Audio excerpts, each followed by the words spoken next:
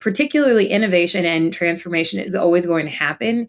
Having to go through that at that level and at that clip, you see the pattern in the chaos. You see the through line, and that becomes applicable almost in any other industry. And I did the pivot into product and sort of what I call, bigger tech. Ad tech it's easier to disrupt. Networking, not quite as easy to disrupt. It's a deeper tech, it's a longer development cycle, but it's really an exciting time to be part of it because we're seeing those development cycles speed up because of AI. And so I wanted to take the pivot into product because I wanted to sit more in the driver's seat around where are we driving the industry? And let's face it, product is really what does that.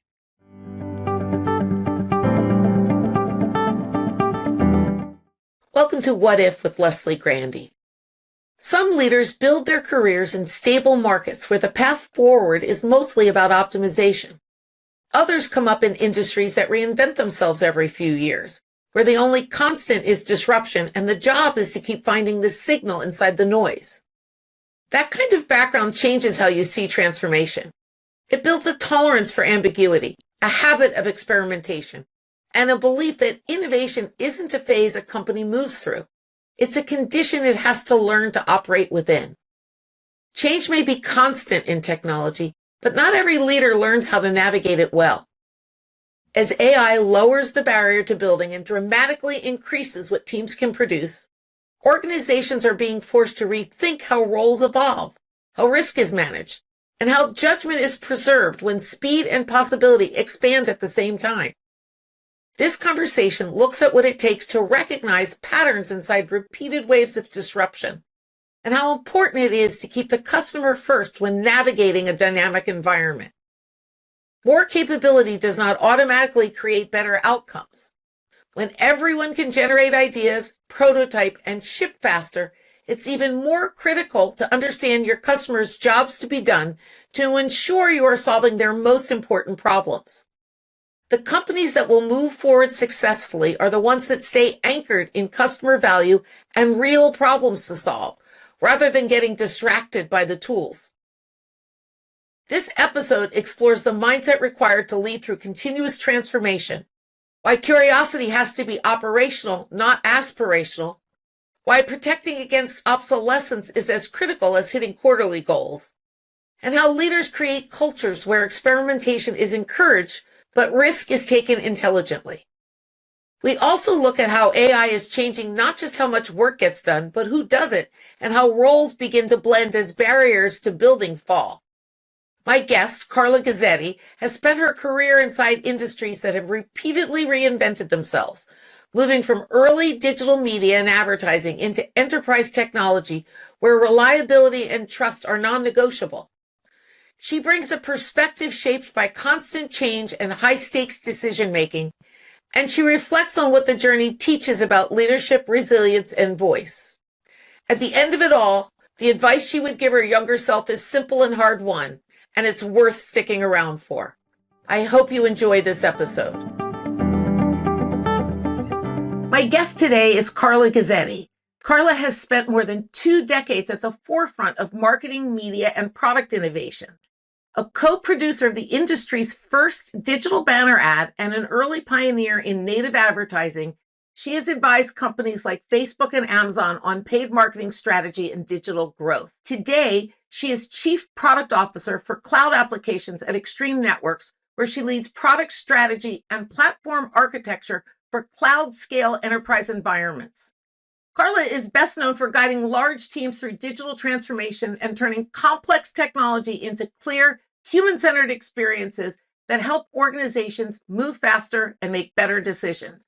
Welcome to the podcast, Carla. I'm delighted to have you here today. Thank you. Thank you so much, Leslie. It's really exciting to finally get to sit down and chat with you. And I'm excited to talk about all the big topics everybody wants to talk about, mainly Excellent. AI, right? Excellent. Well, I want to start with a little bit more about your background because I'm super fascinated that your career began in sales and business development, and then you pivoted to product. And I wonder, what was the reason or the motivation for making that pivot? And what's been the through line, even across all those disparate roles, that has sort of led you or been your guiding light? I I love where I came from and the background that I have because it was such an interesting time in tech, right? This is the early 2000s when, digital paid media was just starting to hit. I was working in, published media, and it was such an exciting time, but it also was such good training for digital transformation and getting used to disruption. I can't think of a better industry to have grown up in than in digital publishing, media, and ad tech, because that industry is disrupted and was disrupted. And I found myself reinventing myself with regularity every 18 to 24 months. Either there was a new technology that came in, there was a new entrant into the industry. Of course, Meta was Facebook back then. They were still figuring out their ad model. Amazon hadn't figured out their ad model. Native advertising, as it's known today, was not a thing just yet. Social media was just, we ran the first ever paid social media program on Lonely Planet's Facebook page back in the day. I mean, it was such an exciting time. And even though I was more in business development and, advertising and ad tech, there was an element of product development that came along with it because it was always having to be reinvented. We were always having to think of the next thing that we were going to be able to give to our customers. And, the through line and all of that coming into networking is that you realize that particularly innovation and transformation is always going to happen. Having to go through that at that level and at that clip, you see the pattern in the chaos. You see the through line, and that becomes applicable almost in any other industry. And I did the pivot into product and sort of what I call, bigger tech. Ad tech it's easier to disrupt. Networking, not quite as easy to disrupt. It's a deeper tech, it's a longer development cycle, but it's really an exciting time to be part of it because we're seeing those development cycles speed up because of AI. And so I wanted to take the pivot into product because I wanted to sit more in the driver's seat around where are we driving the industry. And let's face it, product is really what does that. So that sort of with a little bit about my background and why I decided to pivot it. That's, it's interesting because I was in streaming media in the early 2000s, and So you know. so I totally relate to what you were talking about, the chaos. And I do think there must be something about our personalities that finds that stimulating versus frightening. Because I think as a leader, there are certain leaders who appreciate the prescribed pattern being known or that data being predictive of the future. And then I think there's leaders who are comfortable in the ambiguity and the chaos, as you describe, while it's being figured out.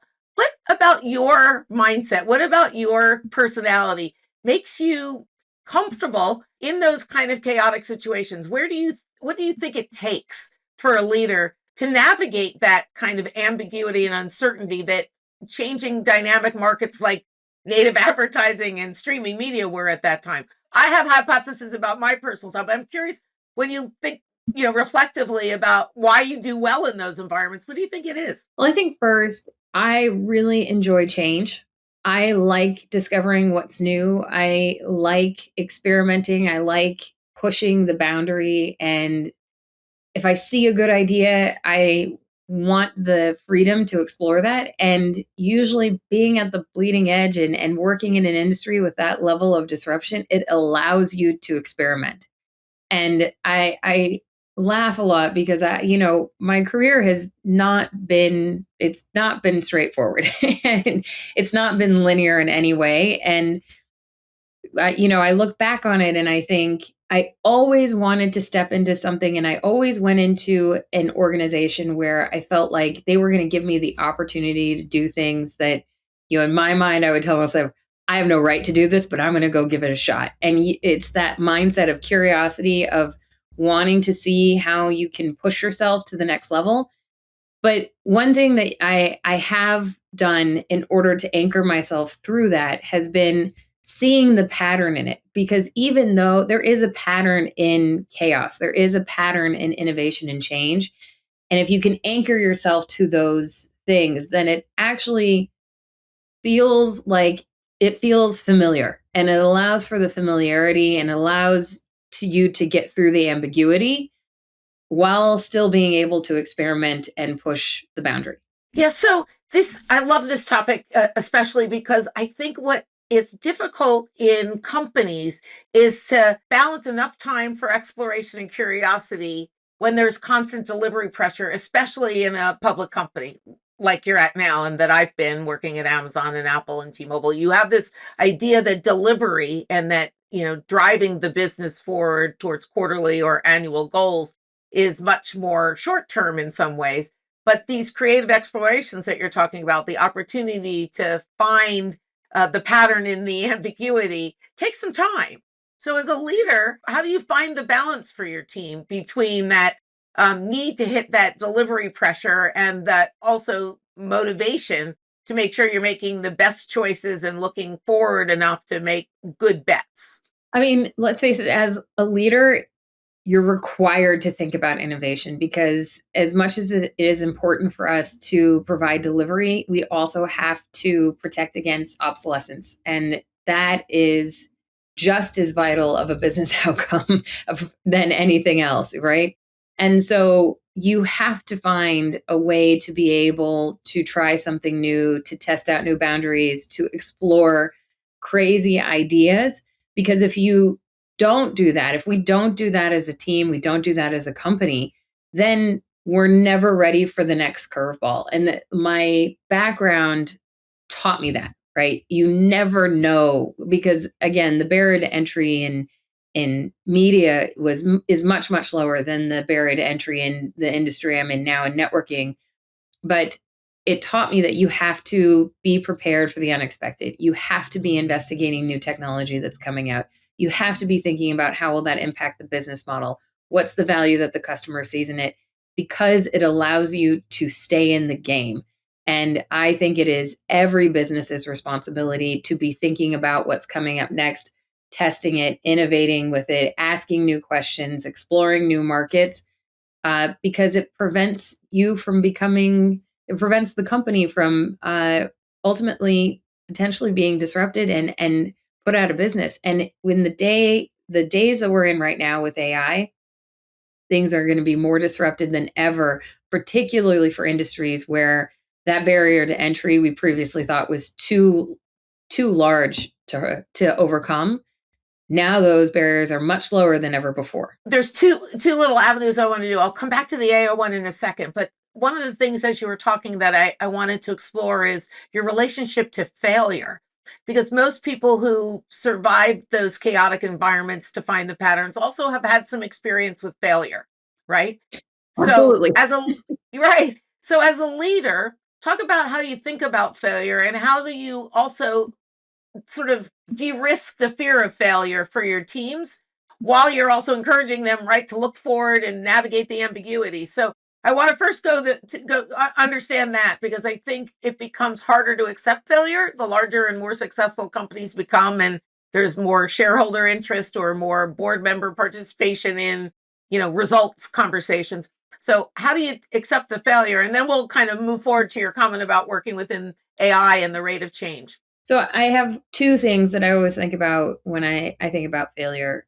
One thing, which is I know is common saying amongst particularly Americans. It's not about the fact that you've fallen; it's what you choose to do after you get back up. And I think that it's really important that if you have a failure, and anytime I have had a failure, it's about what did I learn about it and what am I going to choose to do next? That is the most important thing. And I think a lot of times people are afraid to try because they're afraid of the failure. And you have to pick yourself up after that, not dwell on it, learn from it. And then the most important next step is, what is your next move? And so if you look at it that way, as it's a learning opportunity and that nothing is insurmountable, you can't overcome something, then that has really given me the courage to move forward. And it's also what I impart to my team members as well. It's not, very rarely is there something that you really can't come back from, but it's what you choose to do next after that and what you've learned from it that really matters.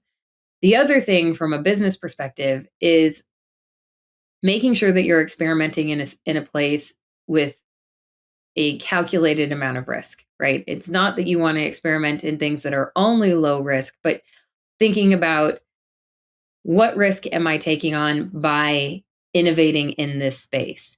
And also doing it in a portion. So if it's a large piece of innovation, is there a certain segment that you can slice off and work on just one portion of it to test it first before you can move forward?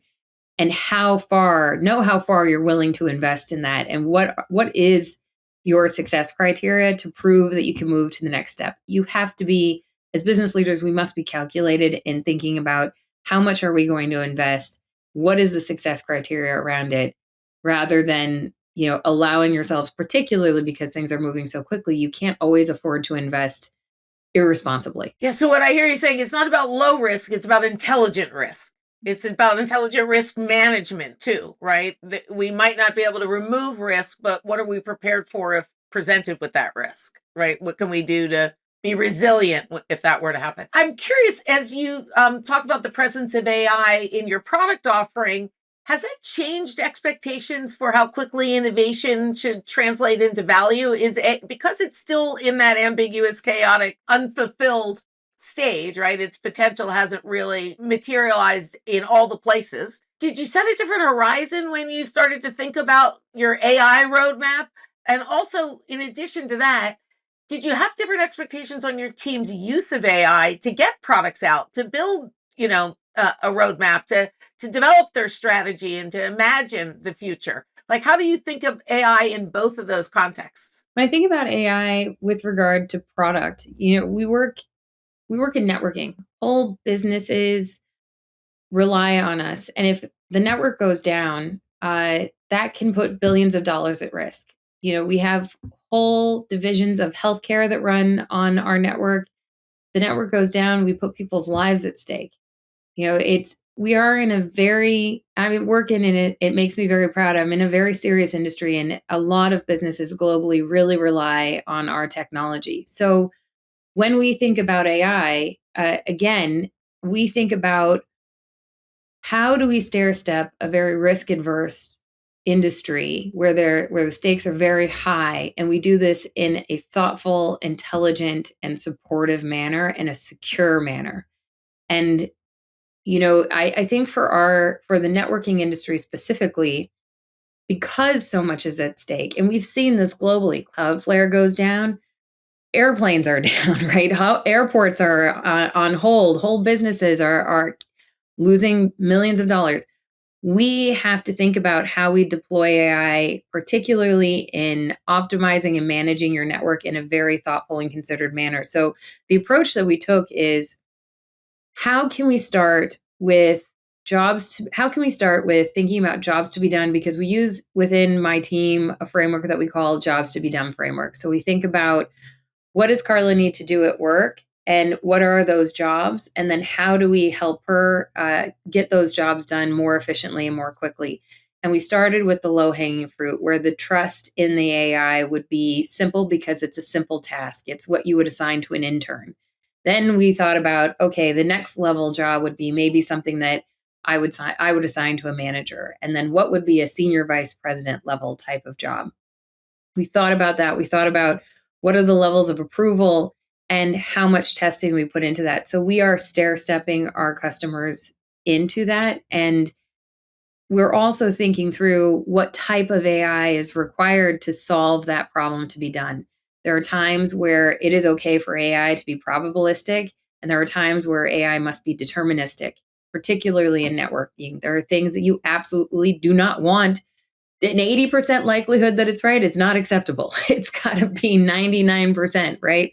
So we have to think about that as we develop the product. And I think that in our industry, you're going to see, particularly in the next year, major movements forward. But again, it's always going to be with human in the loop. It's always going to be trust but verify, because this industry really is, in some cases, running the world. Everybody runs on connectivity. It's an important thing. So that's really from a product perspective. From a team perspective, we have seen a tremendous amount of efficiency driven by leveraging AI tools. We work with, and also I think what's really important is not to be particularly attached to one type of AI tool set right now because the industry is moving so quickly. So, we work with Copilot, but we also work with Claude. We also have worked with Gemini. My teams are looking at all tool sets, and we do a regular evaluation, and we are constantly doing POCs. In the last year, though, one statistic I feel comfortable sharing, in the last year, our engineering division actually produced 80% more content year on year, leveraging AI tools from largely the same size engineering division. That's a huge jump forward year on year. It also speaks to the strength of our engineering team, but also to how much productivity you can gain by amplifying and giving your existing team set access to AI. You're listening to What If with Leslie Grandy. If you want to activate your imagination and build your creative muscles, I've put together some free resources, including webinars, downloadable content, bonus book content, and even a GPT to help you achieve your goals. Access these free tools to start asking what if today at lesliegrandy.com/resources. So as it's become more democratized and more people in the organization have access to tools, vibe coding tools, and even prototyping tools, content creation tools, all of the things that AI brings, and you're kind of allowing them to experiment with the right tool set, what is the risk that maybe you're flooding people's, field of vision with ideas that may be useful but not valuable, right? That there's things to do but not necessarily where they should spend their time. How are you seeing this democratization show up both in your team's natural use towards efficiency, but also in building new ideas, generating new ideas? Well, what's really interesting in the democratization of the AI tool sets is seeing things come from different areas. So, I'm very fortunate. I get to oversee quite a diverse division. I have product managers, back-end engineers, UI engineers, architects, I have designers, I have researchers. What's really exciting about what I'm seeing is that I'm seeing PRDs come from my designers. I'm seeing, coding come from my product managers, and new ideas and innovations coming from other divisions, and which is really something I like to encourage, and we have encouraged here at Extreme, and we have pitch contests and we have vibe coding contests, because that is where we're going. We're seeing traditional roles blend. I'm seeing product managers become designers, designers become product managers, UI blend with backend. The notion of I'm just a UI engineer and I'm just a backend engineer is going away. They're melding.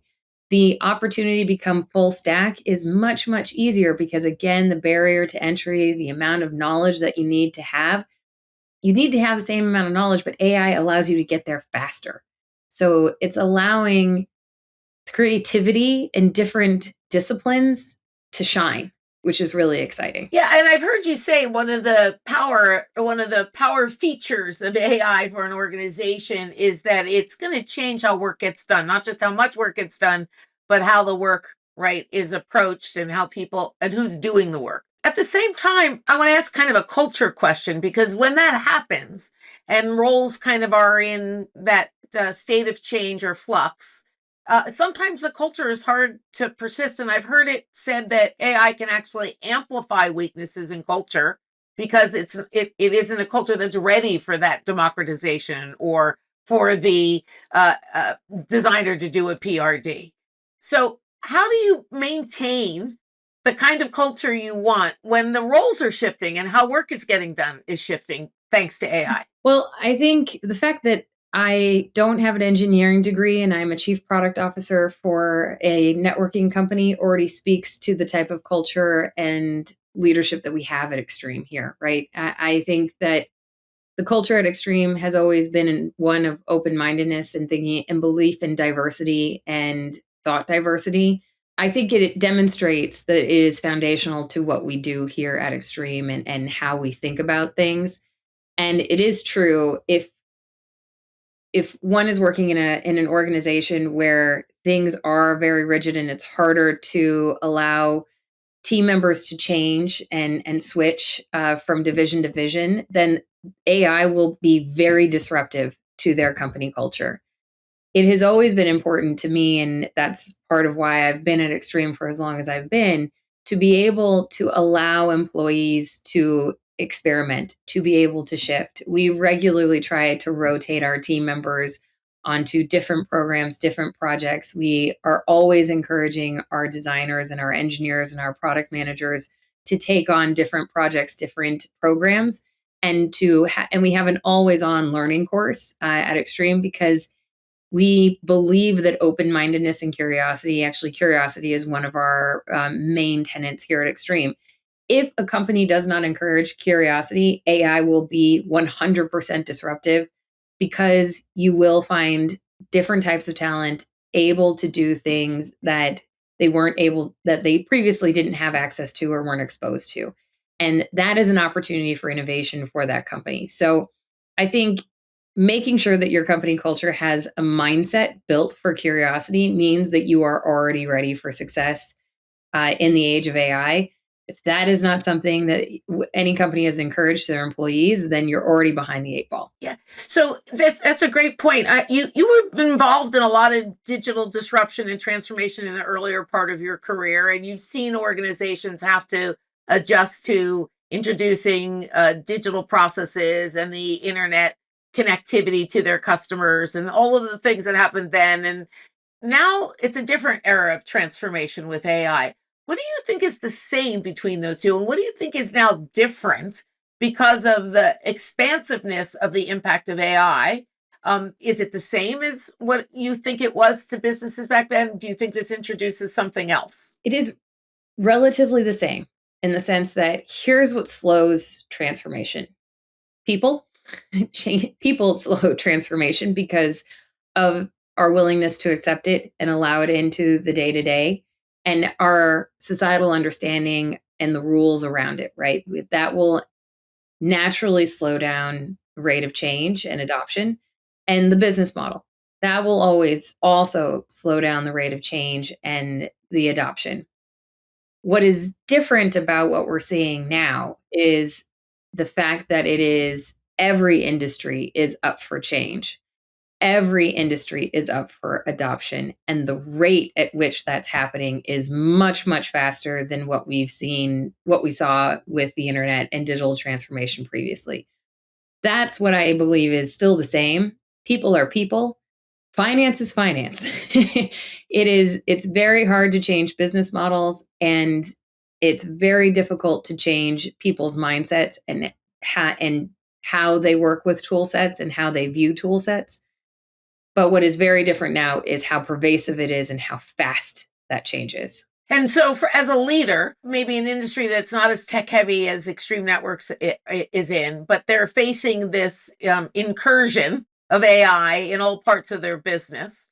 And it's a level of transformation that we could say is maybe a multiplier of what we saw at the internet age. What advice do you have to give to someone? I mean, you're in a technology industry, so you hope that the people around you recognize technology adoption curves and technology acceleration curves in both the product and in the company. But when somebody's in a different business, maybe they're in healthcare, maybe they're in retail, right? And they're now seeing this sort of accelerated rate of change that AI is bringing. What advice do you have for them to sort of manage through what is not only chaos, but not clarity, right? There's no real clarity of what the other side looks like. And I remember in the early internet stages, people weren't sure what they should do on the internet with customers. What did the internet give them that they couldn't do before, right? Like, and I thought there was this whole discussion about what should we do with the internet? Well, I think there's a parallel discussion of what should we do with AI? So how do you recommend those leaders start tackling that? So I have three things that I would recommend. Number one is never lose sight of what it is that you are aiming to do, which is to serve your customer. You will never go wrong in any chaotic situation, in any digital transformation, as long as you never lose sight of who your customer is and where and what is your value that you are delivering to them. That, like we talked about before, the anchors that have always carried me through massive amounts of transformation, that is one of my anchors. What laser focused on, what is it that we are trying to achieve and deliver to my customer, and never forget it. Then from there, I think about how I would recommend that they look at how can AI help me deliver that outcome to my customer more efficiently, right? You should absolutely be testing every AI tool that is out there, doing proof of concepts, seeing how you can integrate it. And don't be afraid and don't wait for the perfect tool. Just try things and have different parts of your organization try things, whether it's marketing or sales. Try them, do quick proofs of concepts, see how they work, and then start using them because driving efficiency is going to be very, very vital. And then the last thing is testing how AI changes your product and how it can be unlock revenue for you. So I think everybody's natural state right now is to understand how can I drive efficiency? How can I do more? How can I amplify what my teams are doing? That is a natural first place to go, but I don't think any business or any leader will fully take advantage of AI until they think about how does AI revolutionize my product? How does it change my customers' expectations? And how can I deliver even better for my customer by integrating AI into my product? And everybody's going to do the first thing of like advice or things like that. Take it to the next step, you know, start with the first step, which is the low hanging fruit, but then really push yourself and think about taking to the next step. And the way to look for that innovation is understanding what your customer's journey is and understanding their pain points and thinking about how can you address something with AI that's currently outside of your product? How can you address a need for your customer that's outside of their traditional journey right now? I think a lot of people get stuck on efficiency for employees, but sometimes AI can provide efficiency for customers, right? And can make customers' journey a lot less friction filled, right? And can make some experiences occur that couldn't have occurred before. But I think we're focused so internally on, like I say, those operational efficiencies. We don't always ask that question from a customer lens. Well, you know, AI is expensive, right? And it's going to get more expensive. There's so many tools out there, subscriptions, and you don't yet while you might get efficiency gains, you still have to invest in it. So you should also see a return from your product, right? You should be able to scale how many customers or increase the what your product can do for that customer or addresses for that customer, so that you can actually increase revenue from AI as well. Which I know is the hat trick that a lot of the big companies, OpenAI and all the big AI companies right now are still haven't quite grasped. But that doesn't mean that smaller businesses can't do that. Totally. When you look back on that earlier part of your career and kind of bringing back full circle to where we started, what, when you go back and look at it, what piece of advice would you give yourself, that person back then, now that you know that you've been through so many types of transformations and disruptions? What was the learning that you wish you'd have known back then that maybe you've gotten a better perspective on through all of the journey that you've taken? Believe that you're right, Carla. I would just tell myself, believe that you're right, and don't be afraid to speak up and fight for your point of view. I think that is which I hope for our next generation of women they don't necessarily have that, but as a female leader, I it was a hard thing to overcome. As a young female leader, and believe in your point of view and don't be afraid to say it. Yeah, I think that's such a great piece of advice. And I wish I'd have taken it too, because I think back then, especially as a woman, you wanted to fit in more than to stand out, right? Because you wanted to be part of the norm, right? And feel like you were included and do things. And so you may have done what I did, which is be thoughtful about when I might drop the bomb of a new idea or when I might stand up in the room when everybody else is, sitting down, or say something, that different, be the one that's the voice that's not everyone else is in the room. And I think now I'm hopeful that with role models like you, more women see the benefit, right, of having a point of view and not only declaring it, but chasing it, following it and leading from that point of view. So I'm really grateful. Have one last question for you. And as somebody who loves change and transformation and invention and innovation, if you had a full year on your own with no constraints, no resource problems, no economic issues around, what is one transformational idea that you would love to pursue? Wow. I mean, I have, and as we discussed, I had to take a little bit of time off from work earlier last year. And one of the things I started to do, because I have always, with a design background and being in media for as long as I was, I've always been interested in clothing and fashion. So I started messing around with AI while I was out of work, and I started taking pictures of my clothes in my closet. And as time poor people, we don't always have time to indulge in the things like, well, how would I style this? How would I do that? So I actually ended up building my own app that AI takes my clothes and then styles it. So if I had a whole year, I would continue to blow that whole thing out. And I've got a whole game plan already written out of what I want to do with it. And I'm training AI to take a look at my suitcase and take a look at my calendar and then tell me, this is what you need to pack based on what you have. It's a fun project that just is after my love of efficiency, AI, and style. So I love that's what that. I'm I love that. I love that so much because you're not the only person with that problem. So I hope you actually get to invest in developing it further, because I think it's a fantastic problem. It is one of the things that I think people don't talk about, which is you have individual things. Nobody buys outfits like that, right? You buy a bunch of individual things, right? And so figuring out how they can mix and match and become an outfit, that's not easy for everybody. So I love this idea. Sign me up for the beta when you're ready. I'm there. You're on. You can test it out. Tell me how much you like your style. I really will do this. Carla, I'm so grateful that you gave me the time, and I really enjoyed your perspective. And I think you have a lot to offer in with regards to navigating transformation that I was really glad that you had an opportunity to share. So thanks for joining me today. Great. Thank you so much for having me, Leslie. It was so much fun. Thanks, Carla. Thank you for listening to What If with Leslie Grandy.